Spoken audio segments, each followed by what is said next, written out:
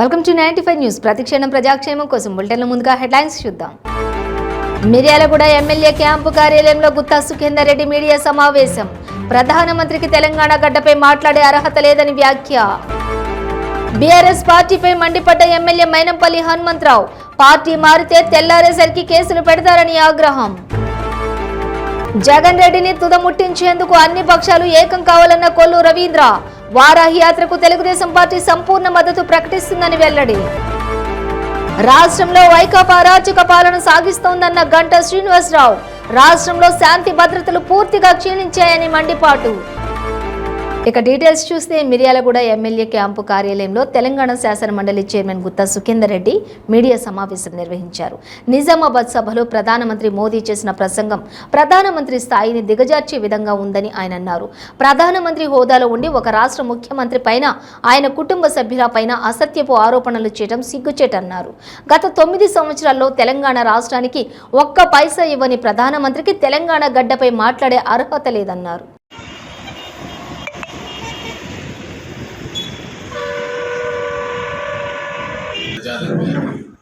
ఆయన బెదిరింపులు కానీ ఇవన్నీ చూస్తే చాలా బాధాకరం. వారిని ప్రసంగించిన ప్రతి దాన్ని కూడా మేము తీవ్రంగా ఖండిస్తాం.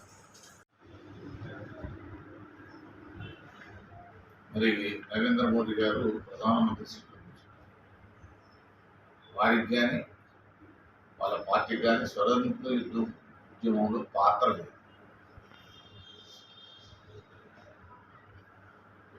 అలాంటి పార్టీకి ప్రాతినిధ్యం ఇచ్చే మీకు కానీ మీ కుటుంబ నేపథ్యానికి కానీ స్వతంత్ర ఉద్యమంలో పాల్గొన్నటువంటి దాఖలాలు కూడా ఎక్కడ లేవు. దాదాపు 13-14 సంవత్సరాలు పదవులను తగ్గించి కేంద్ర ప్రభుత్వం కేంద్ర మంత్రిగా కూడా తగ్గించి 2 పార్లమెంట్ సభ్యత్వానికి రాజీనామా చేసి డిప్యూటీ స్పీకర్ పదవికి రాజీనామా చేసి శాసనసభ్యులుగా 10 దఫాలు రాజీనామా చేశారు. మల్కాజిగిరి ఎమ్మెల్యే మైనంపల్లి హనుమంతరావు బీఆర్ఎస్ పార్టీపై మండిపడ్డారు. చంద్రబాబుని అరెస్ట్ చేస్తే ఇక్కడ ర్యాలీ చేయొద్దని అంటున్నారని, మీరు మాత్రం కార్లతో ర్యాలీగా పక్క రాష్ట్రాలకు వెళ్లొచ్చా అని మైనంపల్లి హనుమంతరావు ప్రశ్నించారు. మీ పార్టీకో న్యాయం మాకో న్యాయమా అన్నారు. మీ పార్టీలో ఉంటే కేసులు ఉండవు, మా పార్టీ మారితే తెల్లారేసరికి కేసులు పెడతారని ఆగ్రహం వ్యక్తం చేశారు. ఇన్ని రోజులు మీరు సంపాదించింది మొత్తం ఖర్చు పెట్టేశానని, మైనంపల్లి అనేటోడు భయపడి పారిపోయేటోడు కాదని నిరూపిస్తారని సవాల్ విసిరారు. ముఖ్యంగా గమనించాలి, కొందరు నాయకులు ఏది పడితే అది మాట్లాడుతూ ఉన్నారు. మాట్లాడే ముందు ఏం మాట్లాడుతూ ఉన్నారో ఆలోచించి మాట్లాడమని చెప్తా ఉన్నాను. డబ్బుల మూటలు తీసుకొని మెదక్కు వస్తా ఉన్నామని చెప్తా ఉన్నారు. ఇవాళ 6.5 లక్షల కోట్ల అప్పులు చేసిన ఘనత ఈ తెలంగాణ ప్రభుత్వానికి దక్కిందని చెప్పి సందర్భంగా తెలియజేస్తా ఉన్నా.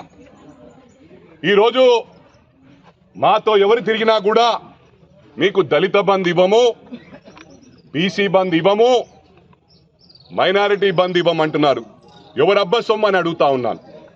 ప్రతి మనిషి మీద 1,00,000 రూపాయలు వారి నెత్తి మీద అప్పు ఉంది. ఎవరు డబ్బది? మనము ట్యాక్స్ పేయర్స్, మనకు ప్రతి ఒక్కరికి అధికారం ఉంది.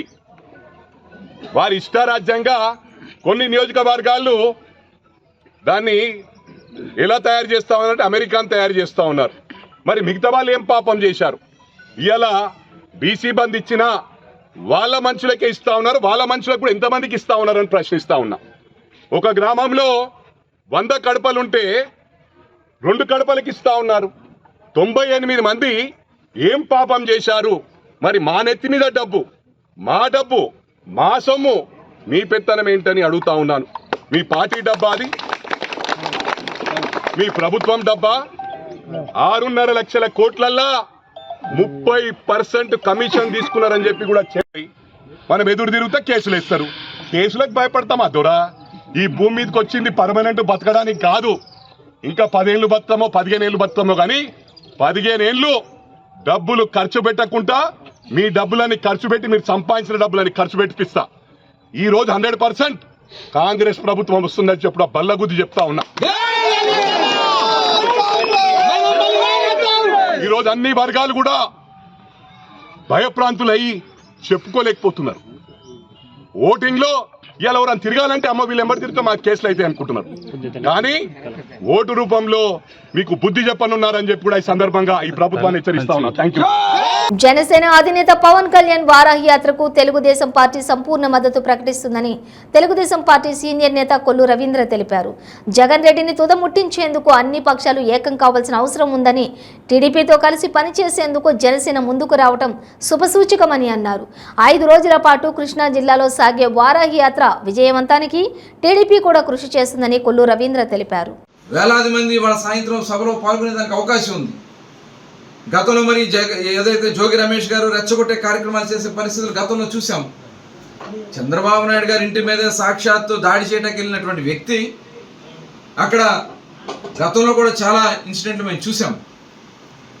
దాన్ని దృష్టిలో పెట్టుకుని ఆయన మాట్లాడితే వాళ్ళని కంట్రోల్ చేయండి, అక్కడ ఉన్నటువంటి బ్యాడ్ ఎలిమెంట్స్ని మీరు కంట్రోల్ చేయండి, అక్కడ ఎవరైతే రౌడీ షీటర్లు ఉన్నవారు మీరు అదుపులో తీసుకోండి, వైసీపీకి సంబంధించినటువంటి వాళ్ళని. ఇవన్నీ చేయకుండా నోటీసులు ఇచ్చి చేతులు దులుపుకుంటారా? ఖచ్చితంగా ఇది ఎవరైతే వాళ్ళ అధికార పార్టీకి తొత్తులుగా వ్యవహరిస్తూ ఉన్నారో ఆ నాయకులందరికీ మేము చెప్తా ఉన్నాం, మీరు చేసే ప్రతి ఇన్సిడెంట్ మేము నోట్ చేసుకుంటున్నాం. ఇవాళ అక్కడికి వచ్చాక ఏం జరుగుతుందో ఎవరు చెప్పలేరు. ఇవాళ మీరు వచ్చి దాడి చేసి తిరగబడితే మళ్ళీ సింపతి పడి నేను చూసాం. రోజా గారు ఈరోజు సాయంత్రం పెడల్లో బహిరంగ సభ జరగబోతా ఉంది.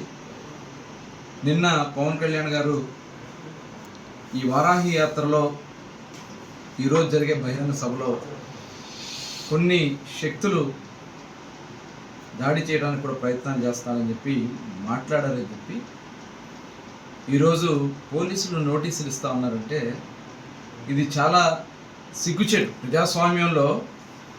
ఎందుకంటే గతంలో జరిగినటువంటి ఇన్సిడెంట్స్ని ఒకసారి మనం అందరం కూడా పరిశీలన చేసుకుంటే,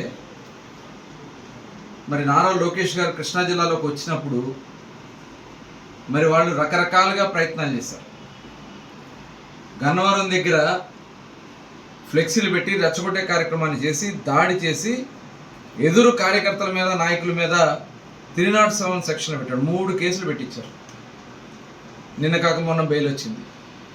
మొన్న మళ్ళీ తర్వాత భీమవరంలో అక్కడ కూడా దాడులు చేసింది వాళ్ళు, రాళ్ళు రువ్వింది వాళ్ళు, కేసులు పెట్టింది మరి అక్కడ తెలుగుదేశం నాయకుల మీద గతంలో పెట్టారు.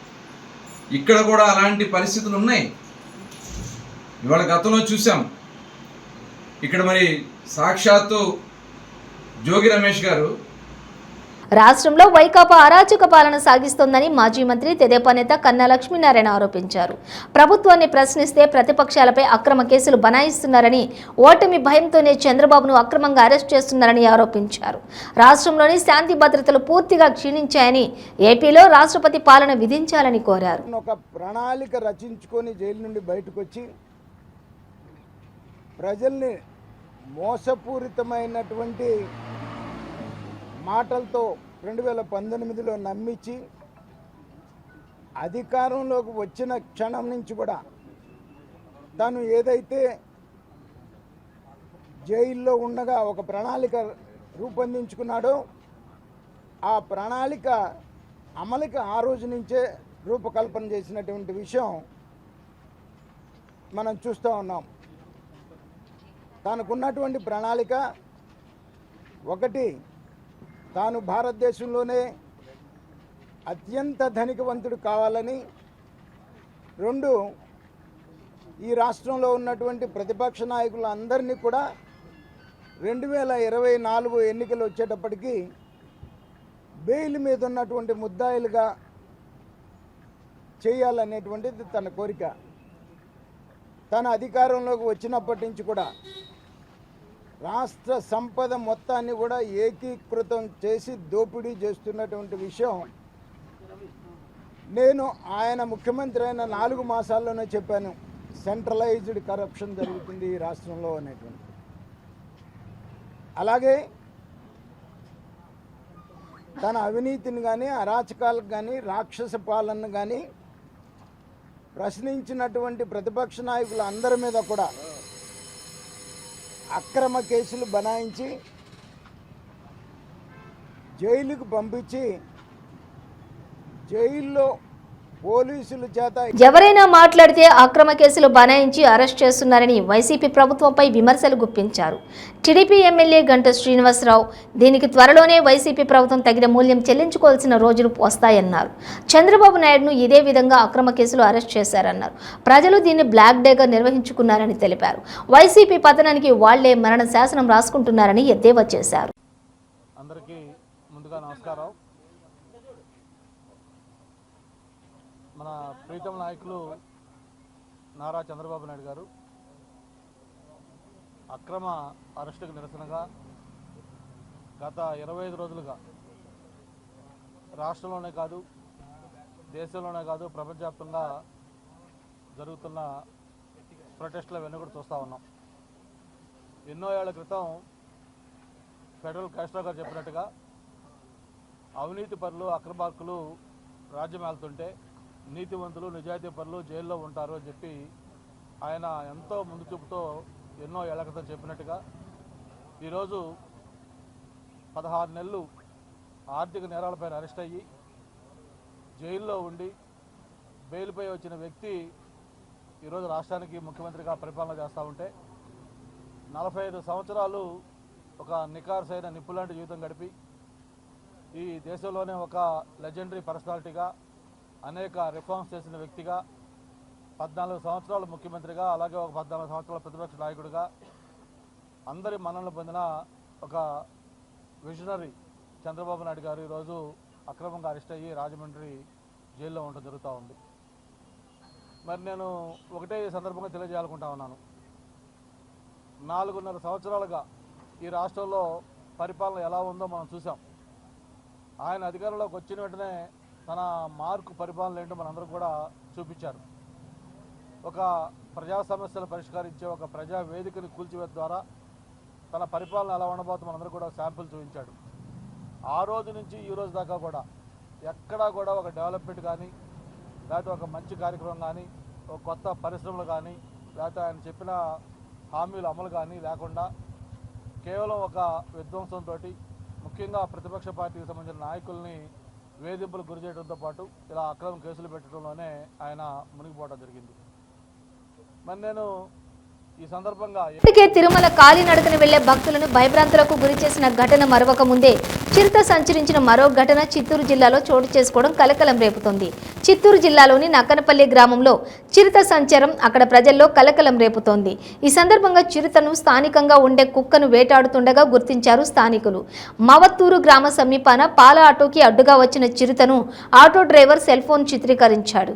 పక్కనే ఉన్న కర్ణాటకలోని చిరుత పులి ఉంది అని ప్రచారం. పులి సంచారంతో స్థానికులు బయటకు వెళ్లాలంటే భయపడే పరిస్థితి దాపురించింది. చిరుత సంచారంపై అటవీ శాఖ అధికారులకు సమాచారం అందించారు స్థానికులు. ఈ సందర్భంగా సంఘటనా స్థలానికి చేరుకుని చిరుత జాడలపై అటవీ శాఖ అధికారులు ఆరా తీస్తున్నారు.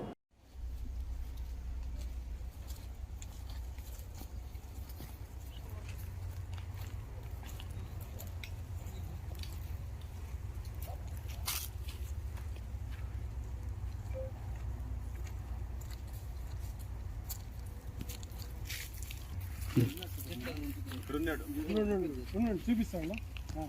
ఇక్కడ అతను ఉన్నాడు, సురేంద్రబాబు అనే అతను నీళ్ళు కడుతున్నాడు. బైక్ సురేంద్రబాబు ఇప్పుడు ఉన్నాడు.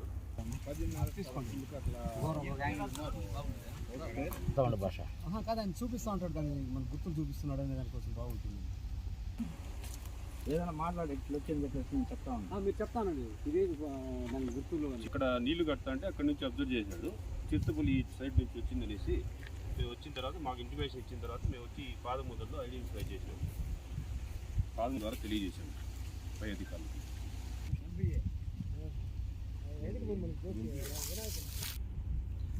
అతను చూసినా అని చెప్తే ఇక్కడ అడుగులు వచ్చి మేము అబ్జర్వ్ చేసాము. పంపించడం జరిగింది పై అధికారులకు. తర్వాత పై అధికారులు ప్రజల్ని రైతుల్ని అప్రమత్తంగా ఉండాలని చెప్పి దండోరం వేయించడం జరిగింది.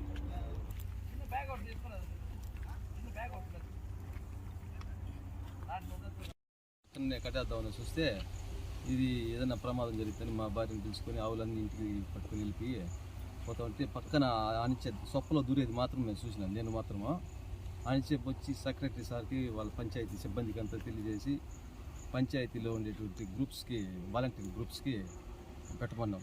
మీరు పులిని చూశారు కదా, దాని ఆనవాళ్ళు చెప్పండి, ఎలా ఉంది? అది దూరం, నాకు పులికి చాలా దూరం చూసాను. బట్టలుగా ఉంది, బట్టలుగా ఉంది. ఇతను 30 అడుగుల నుంచి చూసినాడు. నేను కొంచెం దూరం కొన్ని చూసి ఆవులు పట్టుకొని బెత్తర్లో వెనక్కి తిరిగి చూసుకున్న ఆవులు అన్ని పట్టుకొని చూస్తే అయితే తెలుస్తుంది. చూసాము. మళ్ళీ అందరికీ తెలియజేసి దండోరా అతన్ని పిలిపించి దండోరా వేయించాము. మాకు వచ్చిన సమాచారం మేరకు మా అధికారులు, పై అధికారులు, రేంజ్ ఆఫీసరు అలాగే డిఎఫ్ఓ సార్లు ఫోన్ ద్వారా నాకు తెలియజేసినారు. రైతులు ఈ విధంగా ఫోన్ చేసినారని చెప్పి సురేంద్ర బాబు అనే అతను ఇక్కడ నీళ్లు కట్టుతూ ఉండగా మామిడి తోటలో చిరుతపులి నాకు కనబడిందని చెప్పి ఫోన్ ద్వారా తెలియజేశారు. మా అధికారులు నన్ను అప్రమత్తం చేసి వెంటనే అక్కడికి పోయి విషయం తెలియజేయాలని చెప్పడంతో నేను ఇక్కడికి వచ్చి పరిశీలించినాను. పరిశీలించిన తర్వాత మా పై అధికారులు వారు, డిఎఫ్ఓ గారు అలాగే రేంజ్ ఆఫీసర్ థామస్ సార్ గారు ఇద్దరు ఫోన్ ద్వారా దండోరా వేయించమని ప్రజల్ని అప్రమత్తం చేసి తరువాత రైతుల్ని కూడా అప్రమత్తం చేయాలని చెప్పి అధికారులు చెప్పడంతో అధికారుల ఆదేశానుసారం నిన్న దండోరా వేయడం జరిగింది. మేము వచ్చి ఇక్కడ పాదముద్రలు చూసి ఐడెంటిఫై చేసాము. చేసిన తర్వాత ఆఫీసర్లకు ఫోటోల ద్వారా పంపించాము. ఆఫీసర్లకు తెలియజేసిన తర్వాత ప్రజలందరినీ అప్రమత్తం చేయాలని చెప్పి ఇక్కడ ఉండే రైతుల్ని, చుట్టుపక్కల గ్రామస్తుల్ని, రైతుల్ని అప్రమత్తం చేయాలని చెప్పి దండోరా వేయించమని నిన్న కోరినారు. తర్వాత మేమంతా దండోరా వేయించి ప్రజలందరికీ తెలియజేయడం జరిగింది. చిన్న వెనక్కి రా, కొద్దిగా గట్టి చెప్పు. అదే ఈరోజు పులి వచ్చిందని చెప్పి వచ్చి చూసాము. తర్వాత పొలాల్లో అంతా, చుట్టుపక్కల పొలాలంతా మేము పోయి గాలించి చూసేటప్పుడు చిరుతపులి మాకేమీ కనబడలేదు, మాకంట కనబడలేదు. ఉన్న విషయాన్ని పై అధికారులు తెలియజేసాము. అలాగే ఇక్కడ స్కూల్ ఒకటి ఉంది, ఆ స్కూల్ పిల్లోళ్ళు తర్వాత ప్రజలు అప్రమత్తంగా ఉండాలని చెప్పి దండోరా వేయించడం జరిగింది. నిన్న ఉదయం 10 గంటల ప్రాంతంలో పొలం దగ్గరకు వచ్చి నీళ్ళు ఇడవడానికి రావడం జరిగింది. నీళ్ళు ఇడిచేసి నేను పొలం దగ్గర కూర్చోండి గట్టి చెప్పిన నిన్న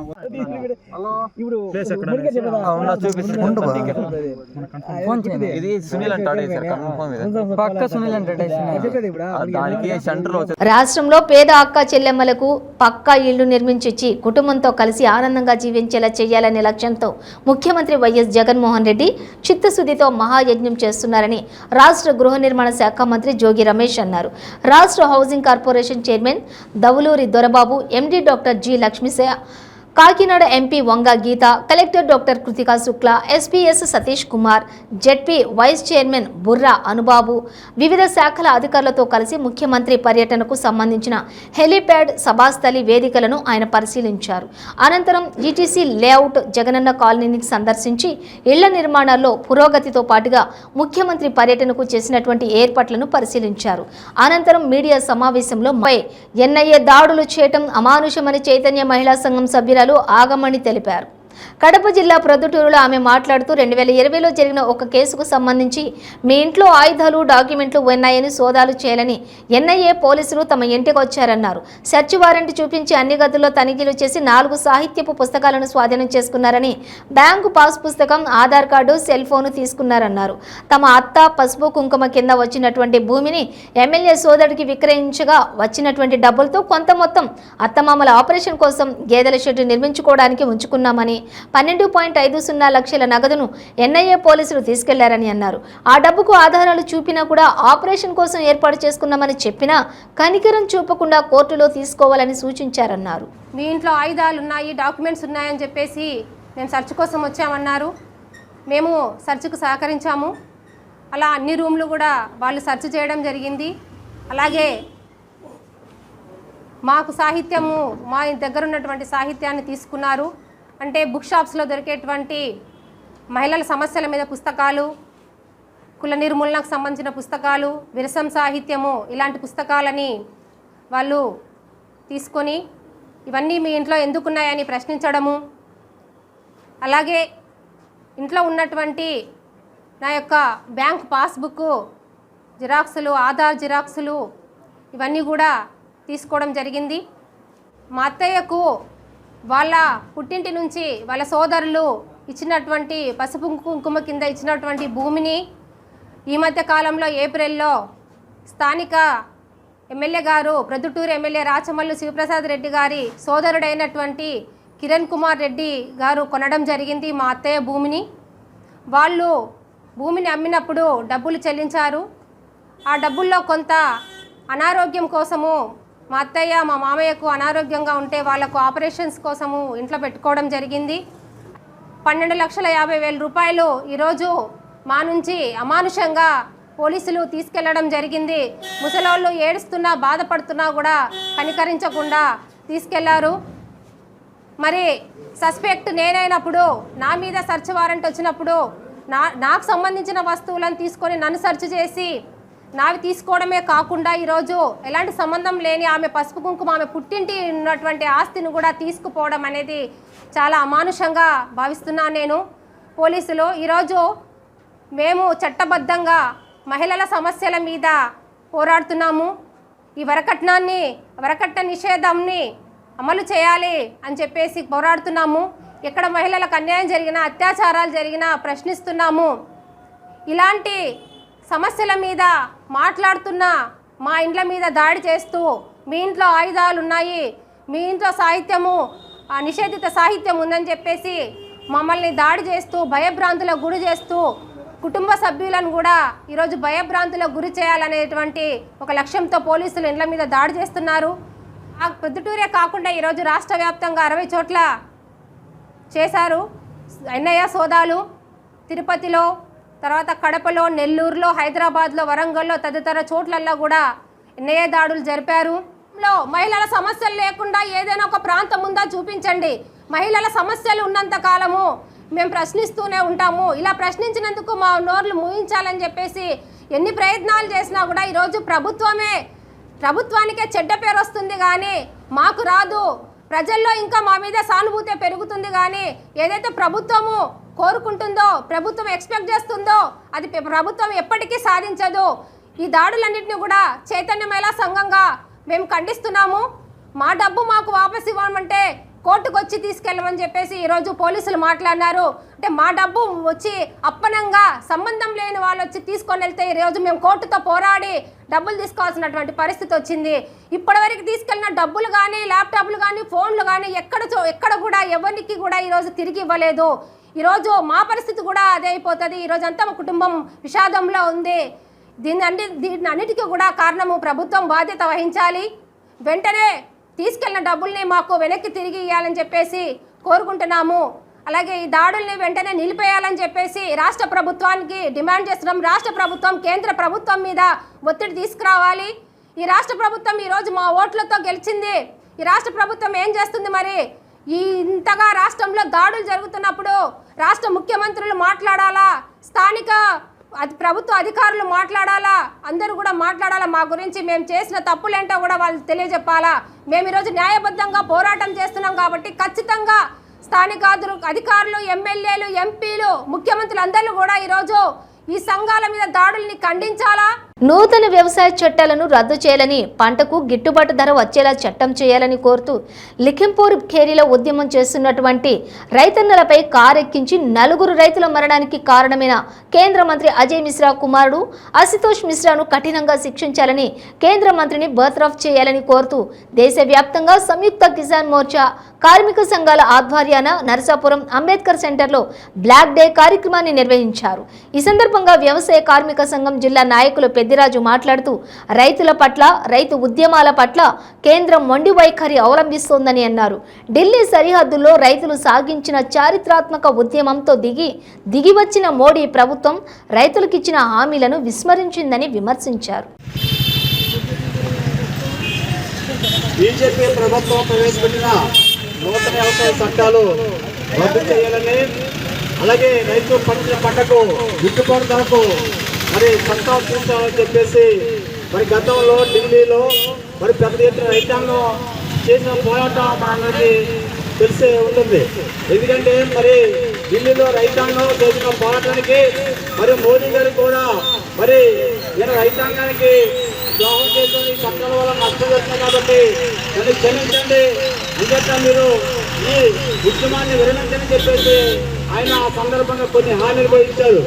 మరి హామీ ఇచ్చి అప్పుడే సంవత్సరం గడుస్తూ ఉంది. కానీ హామీల్ని ఏమాత్రం అమలు చేయకుండా మరి మోడీ ప్రభుత్వం చాలా కాలయాపన చేస్తూ ఉంది. ఆ రోజు ఆయన చెప్పాడు, మేము రైతులు పండించే పంటకు కనీస మద్దతు ధరకు మేము చట్టం తీసుకొస్తామని చెప్పారు. కానీ ఇంతవరకు చట్టం తీసుకురాలా. అంతేకాదు ఉద్యమం చేస్తున్న రైతాంగం మీద మరి కేంద్ర మంత్రిగా ఉన్న అజయ్ మిశ్రా కుమారుడు అవిశ్వాస్ మిశ్రా మరి చాలా దారుణంగా ఆ రైతుల్ని కాళ్ళు ఎక్కించి రకంగా రైతుల్ని చంపారు. అంచేత ఆ కేంద్ర మంత్రిని భద్రత చేయాలని, అలాగే ఆ కేంద్ర మంత్రి కుమారుని అరెస్ట్ చేయాలని చెప్పేసి ఆ సందర్భంగా హామీ ఇస్తే ఆ హామీ కూడా ఇంతవరకు అమలు చేసిన పరిస్థితి లేదు. అలాగే రాత్రనగా పగలనగా ఉద్యమం చేసిన మరి రైతాంగం మరి లక్షలాది మందిలో మరి కొంతమంది సుమారు 350 మంది చనిపోయారు. ఆ రైతుల్ని ఆదుకుంటాం, వాళ్ళకి ఎక్స్గ్రేస్ ఇస్తామని చెప్పారు. కానీ ఇంతవరకు ఆ రైతాంగానికి ఏ మాత్రం సహాయం చేసిన పరిస్థితి లేదు. అంతేకాదు మరి 100 కేసులు బనాయించారు. ఆ కేసుని కూడా ఎత్తేస్తామన్నారు. ఇంతవరకు ఒక కేసు కూడా ఎత్తిన పరిస్థితి లేదు. ఈ రకంగా మరి రైతాంగ ఉద్యమందారులకి ఈ కేంద్ర ప్రభుత్వం ఇచ్చిన హామీల్ని ఇంతవరకు అమలు చేయలేదు. అందుచేత మేము ఈ రోజు మరి బ్లాక్ డే ప్రకటిస్తా ఉన్నాం. ఎందుకంటే మోడీ ప్రభుత్వం ఆ రోజుని ఇదే తారీఖున మరి రైతులకు హామీ ఇచ్చింది. అంచేత ఈ సంవత్సర కాలంలో మీరు ఏమి చేయలేదు కాబట్టి మేము బ్లాక్ డే ప్రకటిస్తూ ఉన్నాం. మళ్ళీ మరొకసారి రైతాంగ ఉద్యమం చేపట్టకుండా మరి ఉండాలంటే ఏదైతే మోడీ గారు హామీ ఇచ్చారో ఆ హామీని అమలు చేయాలని చెప్పేసి మేము కోరుతూ ఉన్నాం. రైతులను చంపేసిన బ్లాక్ డే నిరసన కార్యక్రమాన్ని, రైతులను అతి దారుణంగా కారుతో ఎక్కించి చంపేసిన బ్లాక్ డే నిరసన కార్యక్రమాన్ని, ఢిల్లీ రైతాంగ పోరాటంలో రైతులకి రాతపూర్వకంగా ఇచ్చిన హామీలను, కేసులను ఎత్తివేయాలి. ఢిల్లీ రైతాంగ పోరాటంలో రైతులపై పెట్టిన అక్రమ కేసులను, ఢిల్లీ రైతాంగ పోరాటంలో అమరులైన 350 మంది కుటుంబాలకు ప్రభుత్వం ఎక్కించారు. ఇవ్వాలి 350 కుటుంబాలను ఆదుకోవాలి. 350 కుటుంబాలను. బులెటిన్ ముగించే ముందు హెడ్లైన్స్ మరోసారి. మిర్యాలగూడ ఎమ్మెల్యే క్యాంపు కార్యాలయంలో గుత్తా సుఖేందర్ రెడ్డి మీడియా సమావేశం. ప్రధానమంత్రికి తెలంగాణ గడ్డపై మాట్లాడే అర్హత లేదని వ్యాఖ్య. బీఆర్ఎస్ పార్టీపై మండిపడ్డ ఎమ్మెల్యే మైనంపల్లి హనుమంతరావు. పార్టీ మారితే తెల్లారేసరికి కేసులు పెడతారని ఆగ్రహం. జగన్ రెడ్డిని తుదముట్టించేందుకు అన్ని పక్షాలు ఏకం కావాలన్న కొల్లు రవీంద్ర. వారాహి యాత్రకు తెలుగుదేశం పార్టీ సంపూర్ణ మద్దతు ప్రకటిస్తుందని వెల్లడి. రాష్ట్రంలో వైకాపా అరాచక పాలన సాగిస్తోందన్న గంటా శ్రీనివాసరావు. రాష్ట్రంలో శాంతి భద్రతలు పూర్తిగా క్షీణించాయని మండిపాటు. ఇవి బులెటిన్ డీటెయిల్స్. చూస్తూనే ఉండండి 95 న్యూస్.